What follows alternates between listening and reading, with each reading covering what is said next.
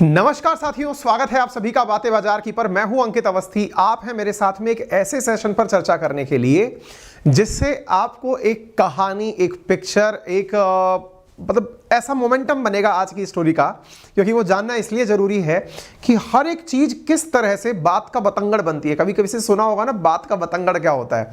तो बात का बतंगड़ बनते हुए आज मैं आपको एक कहानी सुनाने वाला हूं, कैसे 2008 में एक कंपनी जिसका नाम था लेमैन ब्रदर्स, उसके दिवालिया होने पर जाने कितने लोगों की तो जॉब चली गई, कितनों के घर बिक गए, कितने ही लोग संकट के उस दौर में मृत्यु को गले लगा लिए। आज एक ऐसे संकट के बारे में मैं आपसे चर्चा करूंगा, कैसे वो बाहर बना, क्या हुआ था अर्थव्यवस्था में वर्ष 2008 के दिन, 15 सितंबर 2008 के दिन।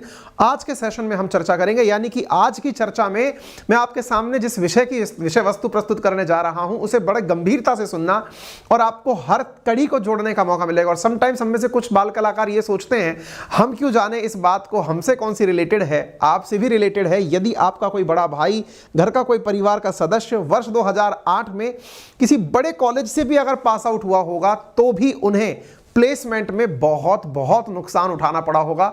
2008 और 9 के बैच के जो पास आउट्स हैं उन्हें आज तक भी अपनी जॉब में उस मंदी का नुकसान देखने को मिलता है। उनकी प्लेसमेंट्स तब जाके अफेक्टेड हुई थी।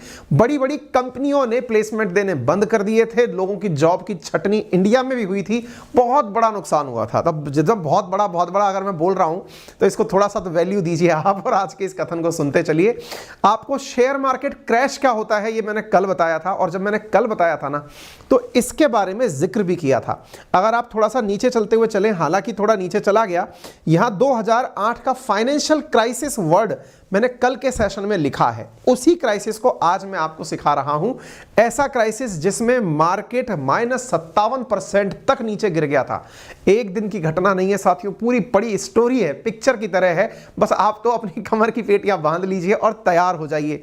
दुनिया में क्राइसिस आते हैं। अमेरिका का 2008 का क्राइसिस आज तक लोगों को, जो इस पीढ़ी के लोग हैं, उन्हें याद है। और अगर आपको भी याद हो तो कमेंट बॉक्स में बताइएगा। अगर आप पुराने जमाने के, यानी कि हमारे टाइप के जमाने के व्यक्ति हैं तो जरूर बताइएगा। अच्छा, इसके साथ साथ आपके दिमाग में एक प्रश्न और बनता होगा, अमेरिका का क्राइसिस क्यों पढ़ रहे हो, क्या कभी इंडिया में क्राइसिस नहीं आया क्या? बिल्कुल आया था, उसको भी हम एक दिन डिस्कस जरूर करेंगे। फिलहाल के लिए आपको रिकमेंड करके जा रहे हैं, इंडिया में क्राइसिस आया था 1991 में। ये अपना कल या परसों का सेशन इसके ऊपर रखेंगे। तब स्थिति ये हुई थी कि भारत को अपना सोना गिरवी रखना पड़ गया था। जो तस्वीरें आपको दिख रही हैं ना, ये लेमैन ब्रदर्स की हैं, जहां लोग अपने ऑफिस से सामान निकाल करके बाहर जा रहे हैं। 1991 में भारत के साथ ऐसा हुआ था जब देश की सरकार ने गुप्त रूप से अपना गोल्ड विदेशों में गिरवी रख दिया था, क्योंकि हमारे पास पेमेंट के लिए पैसे नहीं थे। जिस कहानी की चर्चा मैं आपको कह रहा हूं कि मैं परसों करूंगा, उसके ऊपर मैं आपको एक ऑडियो बुक सजेस्ट करके जा रहा हूं। लिंक कमेंट बॉक्स में और डिस्क्रिप्शन में डाल दिए हैं, आप तब तक इसे सुन लीजिए।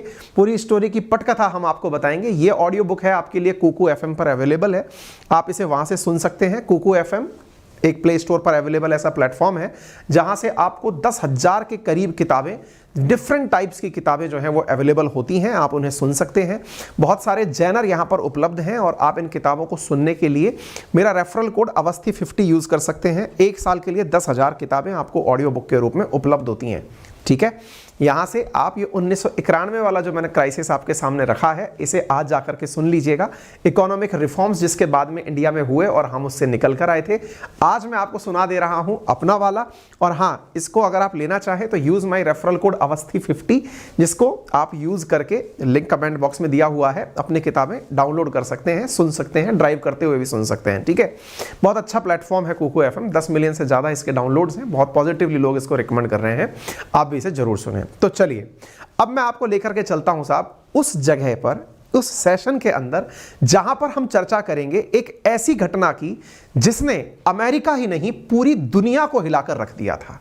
क्या हुआ था ऐसा उस दिन, आइए मैं आपको बताता हूं। साथियों, आप सभी को यह तो मालूम होगा कि अमेरिका में आतंकी हमले, वही आतंकी हमले जिनकी बदला पूर्ति करने के लिए अमेरिका ने अफगानिस्तान को 20 साल तक गोलियों से छलनी कर दिया था।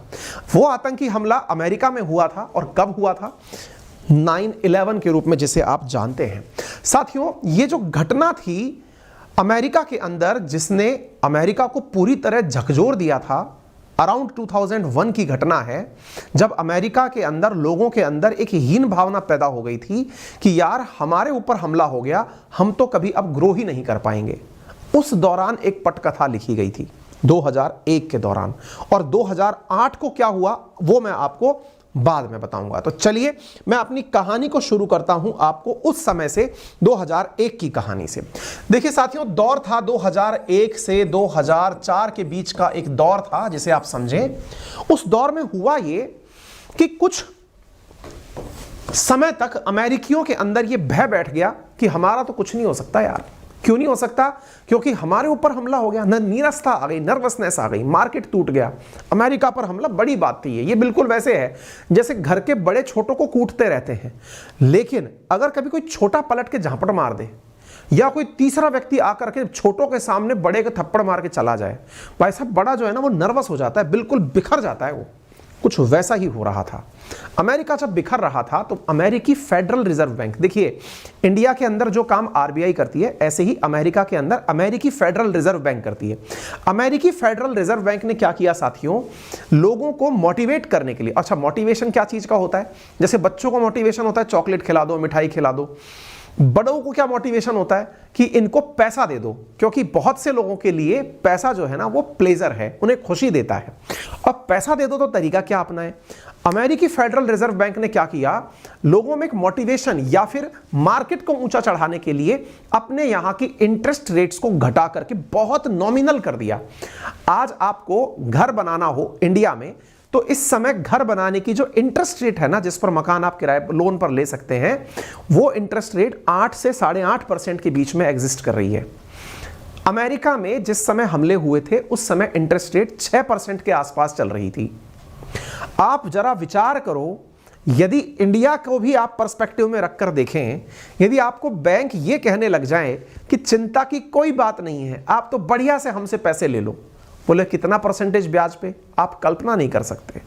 ब्याज कर दिया 1.75%। दोबारा सुन लीजिए, कहां तो 6% के आसपास इंटरेस्ट रेट चल रहा था, मैं एग्जैक्ट फिगर कोट नहीं कर रहा हूं, लेकिन इसे घटा करके फेडरल रिजर्व बैंक ने इंटरेस्ट रेट 1.5 से 1.75 के बीच ला दिया। यानी आपको पैसा लेना है ले लीजिए। इतने कम ब्याज पर पैसा बैंकों को ऑफर किया गया कि लोगों को पैसा लुटाओ। बोले इससे क्या होगा? बोले इससे यह होगा कि जिसको जरूरत नहीं है वो भी लोन लेने आएगा। आपको जानकारी होनी चाहिए साथियों, ये जो परसेंटेज पर लिया गया पैसा था ना, इतने कम परसेंटेज पर, इससे लोगों ने दबा के पैसा ले लिया, बैंकों से लोन ले लिया। अब बैंकों से लोन ले लिया, अमेरिकी अर्थव्यवस्था ये नहीं चाहती थी कि आप लोन लेकर के राजा हो जाएं, वो ये चाहती थी कि आप लोन लें लेकिन इससे कुछ खरीदें भी। अब ध्यान से सुनना, बड़ी इंटरेस्टिंग कहानी क्या है। अगर मैं आपको यह कह दूं कि आपको 1.5% पे या 2% पर लोन अवेलेबल है, आप क्या कैश मांगेंगे? हाँ जी, मैं तो कैश ही मांगूंगा, मेरे को तो कैश उड़ाना है। बैंक समझदार होती है, बैंक कभी भी बिना कोलेटरल के आपको लोन नहीं देती है। कोलेटरल का मतलब क्या होता है? बैंक ये पूछती है तुम लोन तो ले रहे हो, इसकी एवज में अपने पास से गिरवी क्या रखोगे? गिरवी शब्द थोड़ा सुनने में वाहियात सा लगता है, इसलिए आप याद करिए मॉर्गेज, कि आप मॉर्गेज में हमारे पास, वस्तु में हमारे पास क्या रखोगे? आप समझदार निकले, आपने कहा साहब मेरे पास तरीका है। बोले बताओ क्या तरीका है? आप मुझे लोन दो। बोले हाँ ठीक है, मैं लोन से घर खरीदता हूं। बोले ठीक है, और मैं घर के कागजात आपके पास गिरवी रख देता हूं। वाह, आज भी यही होता है भाई दबे। यदि आप कभी घर खरीदने जाते हैं या कार खरीदने जाते हैं तो बैंक वाले आपको जो लोन देते हैं ना, उस लोन के देने के बाद वो उस गाड़ी के कागजात या घर के कागजात अपने पास गिरवी रख लेते हैं। ये जो गिरवी रखने की प्रक्रिया है ना, मॉर्गेज रखने की प्रक्रिया, यही सबसे बड़ी प्रक्रिया है। मतलब समझे कुछ आप? यहां अमेरिका में भी यही हुआ। अमेरिका में क्या हुआ अब जरा आप वो समझें। अमेरिका में साहब ये 1.5 से 2.25% ब्याज के ऊपर जो काम हो रहा था, इससे लोगों ने लोन में पैसे लिए, डॉलर्स लिए, और डॉलर्स लेकर के खरीदने निकल पड़े मकान। अब आपको जानकर आश्चर्य होगा साथियों, अमेरिका में हर दूसरा व्यक्ति नया मकान खरीदने निकल पड़ा। स्थिति यह हो गई कि मकान के मार्केट में भाई साहब बूम आ गया। क्यों? उधर से लोग पैसे लेके आ रहे हैं, खरीदार लाइन में खड़े हुए हैं, मकान इंडस्ट्री एकदम आसमान छू रही है कि साहब मकान ले लो, मकान ले लो, लाइन लगी पड़ी है। आप यकीन मानिए कि उस दौर में 2001 से 2008 के बीच में अमेरिका का जो रियल एस्टेट मार्केट है वो आसमान छूने लग गया। उम्मीद है ये कहानी अच्छे से समझ में आ रही होगी, इसमें कोई भी दिक्कत नहीं होगी। भाई जब पैसा मिल रहा है तो आप पैसे से क्या करेंगे? बैंक से लोन लेंगे, लोन की एवज में मकान खरीदेंगे, मकान के कागज बैंक में गिरवी रखेंगे। ठीक है साहब। आज उदाहरण के लिए अपने देश में HDFC का आप उदाहरण समझिए। HDFC बड़ी मात्रा के अंदर घर खरीदने के लिए लोन देती है लोगों को, है ना। हाउसिंग डेवलपमेंट फाइनेंस कंपनी के नाम से ही तो HDFC है, यानी कि ये काम ही यही है इसका कि साहब हाउसिंग डेवलपमेंट कराना है, लोगों को घर दिलाना है। अब आप सोचो कि HDFC ने इतने सस्ते लोन कर दिए कि हर दूसरा आदमी घर लेने आ गया, घर लेकर के घर के कागजात HDFC को दे गया कि ये पकड़ो साहब घर के कागजात, अब मुझे घर दे दो। अब देखो इस बीच में क्या हुआ ना कि जब बहुत ज्यादा खरीदार आ गए, उदाहरण के लिए मानकर चलो कि जहां एक मकान 5 लाख रुपए का था, उदाहरण के लिए बता रहा हूं मैं, 5 लाख में, हालांकि मकान तो इंडिया में भी नहीं है, लेकिन एक बार के लिए 5 लाख का मकान था, बड़ी मात्रा में अगर खरीदार आ गए तो परिणाम क्या निकलेगा? यही 5 लाख का मकान 15 लाख का हो जाएगा। आप कहेंगे ऐसे होता है क्या? रियल एस्टेट का मार्केट एकदम शूट होता है साहब, एकदम हवा की तरह ऊपर रॉकेट बन के जाता है। ये भी यहां पर हो रहा था, 5 लाख का मकान 15 लाख का, मकान महंगे होने शुरू हो गए थे। ठीक है, बैंक ने आपको लोन दिया था 5 लाख का, अब उसको लग क्या रहा है बैंक को कि उसके पास तो 15 लाख का मकान गिरवी रखा हुआ है। बैंक यही सोच करके लोन दिए जा रही है कि वाह मजा आ गया, एक शूडो मार्केट क्रिएट हो गया। खैर चलिए अब यहां से आगे बढ़ते हैं। उम्मीद है आपको यहां तक की कहानी समझ में आ गई होगी। इसी बीच में जो आज मैं आपको केस में उदाहरण लिया HDFC का, इंडिया के अंदर एक शब्द चलता है जिसका नाम है too big to fail, TBTB, too big to fail, TBTF, यानी कि इतनी बड़ी बैंक हो जाए जिसकी फेल होने की संभावना नगण्य हो। ऐसे ही अमेरिका के अंदर एक बैंक थी जिसका नाम था लेमैन ब्रदर्स। ये लेमैन ब्रदर्स लगभग 150 साल पुरानी बैंक थी, 1840-50 के आसपास की बैंक थी। इसके बारे में भी यही कहा जाता था, it is too big to fail. आप इससे अंदाजा लगा सकते हो कि इसने $600 बिलियन से ज्यादा के तो मॉर्गेज रखे हुए थे, इतने लोन बांटे हुए थे इसने। आप सोचकर देखो कितनी बड़ी बैंक, मतलब HDFC कहीं अड़े नहीं उसके आगे, इतनी बड़ी बैंक थी वो। आप अंदाजा लगा सकते हैं उस समय वो अमेरिका की चौथी सबसे बड़ी बैंकों में से थी। जैसे इंडिया में अगर अपन SBI ले लें, ICICI, HDFC, एक दो प्राइवेट बैंक और उठा लो, PNB उठा लो, ऐसी उनमें से एक बैंक अमेरिका की थी वो। अब उसके साथ क्या हुआ, वो अपने आप का नाम जैसे HDFC इंडिया के अंदर मकान को लोन दिलाने के लिए जानती है, ऐसे ही ये लेमैन ब्रदर्स अपने आप को जाना करती थी कि साहब मुझे जानते हो तो मेरे लिए ये जान लो कि मैं मकान दिलवाती हूं। ठीक है साहब। अब लेमैन ब्रदर्स की कहानी आगे बढ़ती है साहब।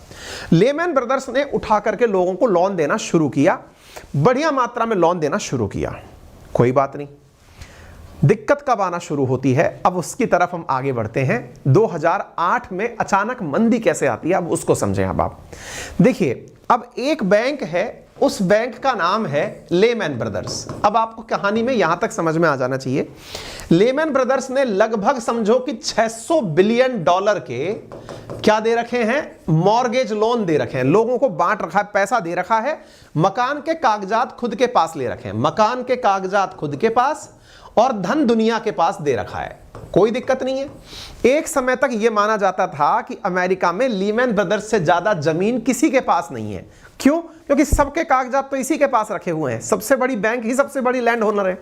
कोई बात नहीं साहब, यहां तक भी सही है। लेकिन मुसीबत यह है ना कि बैंक केवल, अगर मान लो बैंक के पास कोई आम आदमी गया, देखिए बैंक के पास दो तरह के कस्टमर होते हैं। एक कस्टमर को वो कहता है प्राइम कस्टमर। प्राइम कस्टमर का मतलब होता है यदि आपने इससे पैसा मांगा तो ये तुरंत चुका देगा। एक कस्टमर होता है सब प्राइम कस्टमर। सब प्राइम कस्टमर का मतलब समझो कि ये लोन लेने तो आ गया, लेकिन अगर इसके साथ एक भी चोट हो गई तो ये पैसा नहीं चुका पाएगा। ऐसा कस्टमर इनकी नजर में सब प्राइम कस्टमर होता है। ठीक है, प्राइम कस्टमर जो मतलब ऐसे कस्टमर जिनके पास में एक आध धन का साधन और भी है, चुका भी देंगे, थोड़ा बहुत बैंक बैलेंस भी है। सब प्राइम वो है, वो तो इसलिए आ गया कि लोन सस्ते हो गए तो ले लेते हैं। तो ये दूसरा प्राणी जो है वो सब प्राइम कस्टमर कहलाता है। ठीक है, इन दिनों जब लोन सस्ते हुए थे ना, तो लेमैन ब्रदर्स के पास में जो सबसे ज्यादा मकान खरीदने लोग आए थे वो सब प्राइम कस्टमर्स प्रकार के थे कि साहब मेरे को लोन दे दो, अब तक तो मिल नहीं रहा था लेकिन सरकार बांट रही है तो मैं भी ले ही लूं। इस तरह के लोगों के मकान भी इनके पास में भर भर के रखे हुए थे। कोई बात नहीं, लेमन ब्रदर्स लेकिन मकान, अगर जैसे कल को मान लो कोई बैंक है तो बैंक से धन भी मांगने आएगा, कोई अमीर प्रकार का जो मतलब इनका वो है व्यापारी है, वो आकर के लेमन ब्रदर्स से कहा कि भाई साहब मुझे कुछ पैसे की जरूरत है, तो बैंक क्या करेगी, ये थोड़ी कि ले मकान ले जा, आज इसको चला के देख लेना, ऐसा तो नहीं होगा। तो क्या होगा, मकान ले जा ये वाली स्थिति नहीं होगी।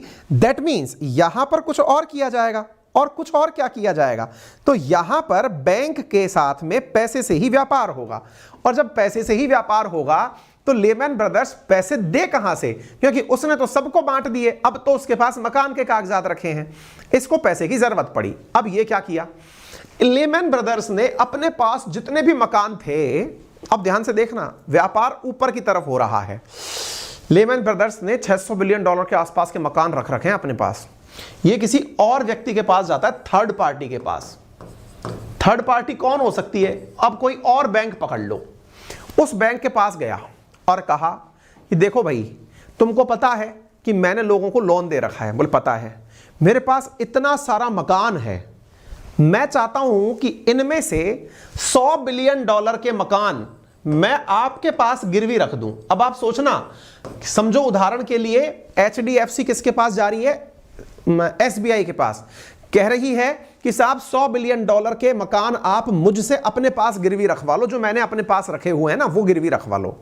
बोले क्यों भाई, क्यों रखवा लूं, बोले मुझको पैसे की जरूरत है। तो अब ये third party that means SBI बोलेगी कि यार मकान तो मैं रख लूंगा या रख लूंगी तेरे वाले, मुझे क्या मिलेगा, बोले आपको जो ब्याज मुझे मिल रहा था वो ब्याज आप ले लो, इसके अलावा 1% ज्यादा ब्याज ले लो। SBI ने कहा ठीक है, कमाई तो मुझे भी करनी है, दे जा भाई तेरे मकान। अब मकान देने के लिए इसने $100 बिलियन के मकान इनके पास में कोलेट्रल के रूप में जमा करा दिए। इस कोलेट्रल को ही मेरे प्यारे साथियों CDO के नाम से, कोलेट्रल डेट ऑब्लिगेशन के नाम से जाना जाता है। CDO कोलेट्रल डेट ऑब्लिगेशन, ये CDO उठा करके इसने लीमैन ब्रदर्स ने थर्ड पार्टी को पकड़ा दिया कि लो साहब आप अपने पास इसको जमा रख लो, $100 बिलियन का मुझे $100 बिलियन कैश करके दे दो। लेकिन साहब जब मार्केट में थर्ड पार्टी को यानी SBI को यह बात पता लगी कि यार इन्होंने जिन लोगों को लोन दे रखा है वो तो बड़े ही सस्ते किस्म के लोग बाग हैं, बड़े ही गरीब किस्म के लोग बाग हैं, उनका क्या करें।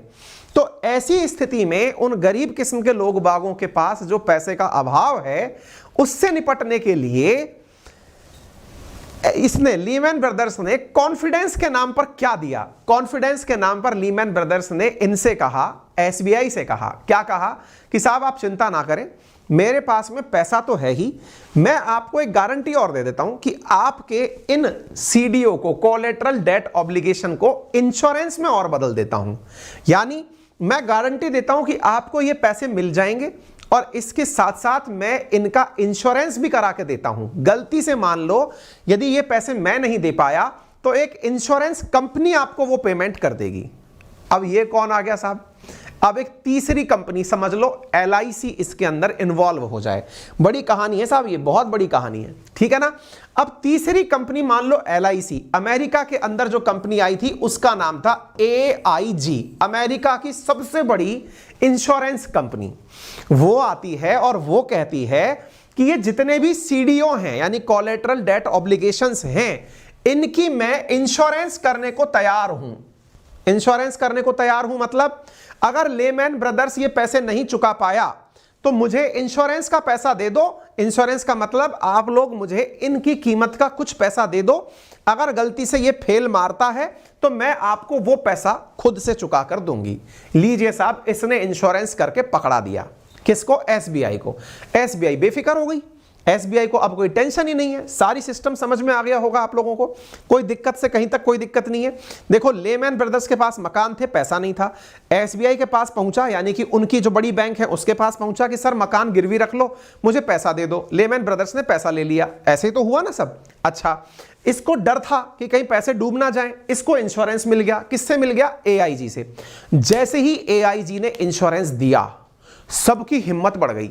सबकी हिम्मत क्यों बढ़ गई कि जब कोलेट्रल डेट ऑब्लिगेशन सिक्योर्ड है ही तो फिर हमें डरने की क्या जरूरत है। भाई साहब लीमैन ब्रदर्स से बहुत सारे लोग इनके इस सीडीओ को लेने आ गए कि लाओ साहब मुझे दे दो, मैं आपको पैसा देने को तैयार हूं। यानी मार्केट के अंदर केवल एआईजी के द्वारा किए गए एक प्रयास से, जिसमें कि वो क्रेडिट की एक गारंटी दे रही थी, उसके कारण से बहुत सारे लोग लेमैन ब्रदर्स के लिए दातार बनकर आके खड़े हो गए। कोई बात नहीं, ये भी ठीक था। अब कहानी में पलटी कहां से आती है, अब वो सुन लीजिएगा। मतलब आप इस स्टोरी चार्ट को अब यहां से समझ पाएंगे। कोलेटरल डेट ऑब्लिगेशन जो था वो थर्ड पार्टी के पास, एआईजी ने आकर के इनसे कह दिया कि मैं आपको क्रेडिट डिफॉल्ट स्वैप करके दे दूंगी, आप चिंता मत करिए, पैसा ना मिले तो मेरे पास आ जाना, पैसा चुकाने के लिए मैं बैठी हूं। कहानी थोड़ी क्लिष्ट होती चली जा रही है। अब कहानी का टर्निंग पॉइंट आता है। मामला कहां से शुरू हुआ था, अगर आपको याद हो, मामला शुरू हुआ था जब ब्याज दरों में जो कटौती थी वो 6% से इतना की गई थी। क्यों की गई थी? अमेरिकियों में यह विश्वास दिलाने के लिए कि तुम चिंता मत करो, तुम खरीदारी करो, तुम्हारी टेंशन दूर हो जाएगी, कोई बात नहीं। यह किसने किया था? फेडरल रिजर्व बैंक, जो कि अमेरिका की आरबीआई है, उसके द्वारा यह काम किया गया था। अब चूंकि मार्केट के अंदर 5 का मकान 15 का हो चुका है, महंगाई बढ़ चुकी है, तो महंगाई को नियंत्रित करने का काम भी किसका है? इसी फेडरल रिजर्व बैंक का है। इसी को तो मॉनेटरी पॉलिसी कहते हैं। फेडरल रिजर्व बैंक ने पलटी मार दी, जो कि रिसेंटली इन दिनों भी मारी थी इसने। पलटी क्या मारी? इसने फेडरल रिजर्व बैंक ने अपनी इंटरेस्ट रेट पलट दी, यानी यहां से वापस ये कर दी कि 1.5% वाले अब 6% चुकाएंगे। मामला सोचो क्या हुआ होगा। 1.5% वाले 6% चुकाएंगे, मामला सोचो क्या हुआ होगा। हालत खराब। हालत खराब किसकी? जिन्होंने किस्तें चुकानी थी उनकी। किस्तें कौन चुकाने वाले थे? किस्तें जिन्होंने मकान सस्ते खरीदे थे, उनकी ब्याज दरें बढ़ गई। उन्होंने कहा सर मेरे पास पैसा नहीं है, लेकिन डर भी नहीं है। डर क्यों नहीं है? बोले आपने तो पहले ही मेरा मकान गिरवी रख रखा है, जमा कर लो अपने पास। पर्सा फिर गया। मतलब समझो, जो दुकान था, जो मकान खरीदा था, जो लीमैन ब्रदर्स के पास था, क्योंकि लीमैन ब्रदर्स तो लोगों को लोन दे रहा था, लीमैन ब्रदर्स ने लोन के पैसे वापस मांगे कि भाई ब्याज बढ़ गया, ब्याज दो। दुनिया ने कहा सॉरी सर नहीं दे पाएंगे। क्यों नहीं दे पाएंगे? क्योंकि सर इतना तो कमाते ही नहीं है, महंगाई बहुत बढ़ गई। तो बोले फिर क्या हुआ? बोले आप मेरा मकान जो है ना वो अपने पास गिरवी रखा हुआ है ना, उसको बेच के निकाल लो। लीमैन ब्रदर्स गया और उस मकान को बेचने के लिए मार्केट में पहुंच गया। बोले कोई दिक्कत नहीं है, इतना सारा मॉर्गेज है, अपन मकान बेच देते हैं। याद रखना प्रॉपर्टी का नियम, जब आप खरीदने जाते हो तो महंगी मिलती है, लेकिन जब आप बेचने जाते हो तो दाम नहीं मिलते हैं जनाब। दोबारा सुन लीजिए, जब आप खरीदने जाते हो तो महंगी मिलेगी, और आप जब बेचने में जाओगे ना तो सस्ती बिकेगी। यही तो नियम है प्रॉपर्टी का। लीमैन ब्रदर्स मार्केट में बेचने उतरी, लोगों में हड़कंप मच गया। लीमैन ब्रदर्स मकान लोगों के नीलाम कर रही है। ये तो मरे का माल है, सस्ते में मिलेगा। और मरे का माल जब सस्ते में मिलेगा सोच करके आता है, तो भाई साहब जिसकी कीमत आप 15 लाख सोच रहे थे, लोग उसके 5 लाख देने को भी तैयार नहीं हो रहे थे। मतलब दाव उल्टा पड़ गया। यानी लीमैन ब्रदर्स जब पैसा वसूल करने मार्केट में उतरी, लोग एकदम चौंक गए कि यार इसका मतलब मकानों की तो ये ओरिजिनल कीमत है ही नहीं, बेचना पड़ रहा है, इसका मतलब लोगों के पास पैसा खत्म हो गया है। पलटी ऐसी जब खाई, भाई साहब इधर इनकी सांसें चढ़ गई। किसकी? थर्ड पार्टी की। क्यों? क्योंकि 15-15 लाख के मकान कह करके 100 बिलियन के मकान थर्ड पार्टी को, यानी एसबीआई को बेच रखे हैं। उदाहरण के लिए एसबीआई को बेच रखे हैं, समझे आप? एसबीआई ने सोचा कि यार ये जो 100 बिलियन डॉलर का माल हमको देकर के गया है, ये 100 का नहीं है, ये कम का माल दे गया हमको। इनके बीच में घबराहट आ गई कि यार ये तो उल्टा हो गया हमारे साथ, ये तो हमको सस्ता माल दे गया। ये लेकिन चिंता से फ्री थे। क्यों? क्योंकि इनको कहा गया चिंता मत करो, अपन को तो एआईजी वालों ने, एआईजी अमेरिका की एलआईसी, बोले एआईजी वालों ने अपन को सिक्योर कर रखा है, डरने की जरूरत नहीं है, ये पैसा दे देगी। ये गए इसके पास, एआईजी वालों के पास, कि एआईजी वालों, बोले हाँ सुनो, वो जो 100 बिलियन का सीडीओ था ना हमारे पास, उतने का बिक नहीं रहा, हमें पैसा चाहिए। एआईजी ने कहा आई एम सॉरी। बोले क्यों? बोले मुझे थोड़ी पता था ये सब हो जाएगा, मैं तो वैसे ही इंश्योरेंस बांटती फिर रही थी। बोले पागल है क्या? इंश्योरेंस बांटने वाली कंपनी के पास में इतना पैसा होना चाहिए कि गलती से उस इंश्योरर ने वापस क्लेम कर लिया तो वो चुका तो पाए। एआईजी ने कहा आई एम सॉरी, मैंने तैयारी नहीं करी थी, मैंने सोचा लीमैन ब्रदर्स दे रही है तो सही होगा, मैंने तो इंश्योरेंस के थ्रू पैसे कमाने के लिए इंश्योरेंस बांट दिया। अरे भाई साहब, इस एआईजी ने ना जाने कितनी बैंकों को ऐसे कह के टोपी पहना रखी थी। हर बैंक का कोलेटरल सीडीओ कर करके इंश्योरेंस के पैसे कमा के एआईजी बैठी थी, लेकिन इसके तो जेब में रकम ही नहीं थी। इसके जेब में रकम नहीं थी तो इन थर्ड पार्टी वालों का तो भाटा फूट गया कि ये क्या करें। ये दिन था 15 सितंबर 2008 का, जिस दिन एआईजी ने कहा आई एम सॉरी, मेरे पास पैसा नहीं है। बोले अब हो गया काम। बोले अगर पैसा नहीं है तो, बोले पैसा नहीं है तो घर जाओ। ये न्यूज जैसे ही बाहर आई कि एआईजी के पास भी पैसा नहीं है, इधर लीमैन ब्रदर्स के पास भी पैसा नहीं है क्योंकि जनता चुका नहीं रही है, लीमैन ब्रदर्स ने रातों रात बैंकरप्सी, दिवालिया होने का लेटर छापकर सरकार को दे दिया कि श्रीमान पैसा खत्म, अब हम नहीं चुका पाएंगे, हमें दिवालिया घोषित कर दिया जाए। सोचो 160 साल पुरानी कंपनी, अमेरिका की चौथी सबसे बड़ी बैंक रातों रात दिवालिया हो गई। आपने कहा होगा सर इसको कूटा नहीं किसी ने, ये गलती दे रही थी। सरकार कूटना तो चाहती थी इसको, पर सरकार को पता था अगर इसके साथ कुछ गड़बड़ कर दिया तो इसने तो बहुतों को इंश्योरेंस बेच रखा है, बर्बादी छा जाएगी सब जगह। तो सरकार ने, यानी कि अमेरिकी सरकार ने इस एआईजी को लगभग, डेटा बताते हैं कि $80 बिलियन के आसपास इसको फंड दिया और इसके 80% शेयर खुद ने ले लिए सरकार ने, ओबामा सरकार ने, और कहा कि तुम पहले जिनका इंश्योरेंस बांट रखे हो पहले उनको पैसा दो, पैसा चुकाओ ताकि उनके सीडीओ डूबे नहीं, ताकि इतनी सारी दुनिया की company back to back fail ना मारे। एआईजी को सरकार ने बचाने का प्रयास किया लेकिन लीमैन ब्रदर्स को कोई नहीं बचा पाया। इतना बड़ा जहाज मिनटों में डूब गया। उम्मीद है आपको कहानी बड़े ही रोचक अंदाज में, हमने आसान भाषा में, बिल्कुल लेमैन अंदाज में समझाने का प्रयास किया है और वो आपको समझ में आ गई होगी। हालांकि मुश्किल था आपको समझ में आए ऐसी बातें एक बार में, क्योंकि इसमें बहुत सारी टेक्निकल टर्म्स इन्वॉल्व थी, लेकिन फिर भी अगर आ गई हो तो हमें कमेंट बॉक्स में जरूर बताइएगा। कोशिश तो की थी, बाकी आपके सामने है। एआईजी को तो सरकार ने बचा लिया, लीमैन ब्रदर्स को कोई नहीं बचा पाया। हालत ये हुई कि इसके कारण जितनों के भी पैसे लगे थे सब स्वाहा हो गए। अमेरिकी मार्केट एकदम धड़ाम हो गया। धड़ाम होने का असर ये पड़ा कि कंपनियों ने अपने यहाँ से लोगों को निकालना शुरू कर दिया। लीमैन ब्रदर्स जिसके पास लगभग 25,000 कर्मचारी काम करते थे, टर्नओवर जिसका $150 बिलियन सालाना होता था, वो अचानक शून्य पर चला गया। शेयर मार्केट जितना था उसका एकदम 57% एक ही दिन में टूट गया। हाहाकार मच गया, लोगों के प्लेसमेंट्स रुक गए और आज भी जब इस चीज़ को याद करते हैं तो लोगों की रूह कांप जाती है। खैर कोई नहीं, उम्मीद है आपको पूरी कहानी समझ में आई होगी। ये सारी कहानी मैंने इंग्लिश में एज इट इज़ यहाँ पर लिख करके कंटेंट के साथ आपको उपलब्ध करा दी है। जो बातें बाजार के नाम से टेलीग्राम चैनल है हम वहाँ पर साझा कर देंगे। मॉर्गेज क्या होता है, सीडीओ क्या होता है, ये सारी कहानियाँ मैंने आपको यहाँ पर लिख करके दे दी हैं। आप एक बार के लिए पढ़ लीजिएगा, समझ लीजिएगा। मैंने आपको आसान भाषा में समझा दी है, फिर भी आपके लिए एक नोट्स के रूप में उपलब्ध रहे, इसके लिए हम अपने टेलीग्राम पर इसे साझा कर देंगे। ठीक है, 1991 का जो रिसेशन इंडिया का आया था वो भी मैं आपको जरूर बताऊंगा परसों, लेकिन उससे पहले आप जाकर के अवस्थी 50 कोड लगाकर, जो मैंने लिंक आपको कमेंट बॉक्स में दिया है ना कुकू एफएम का, वहां जाकर के आप सुनिए कि वो दिन क्या था जिस दिन हमें अपना गोल्ड गिरवी रखना पड़ा था। इंडिया के साथ ऐसा क्या हुआ था। जाइए, 10,000 किताबें हैं कुकू एफएम पर, आप जाकर के सुन सकते हैं। फिलहाल के लिए इतना ही। अपना ख्याल रखें। धन्यवाद।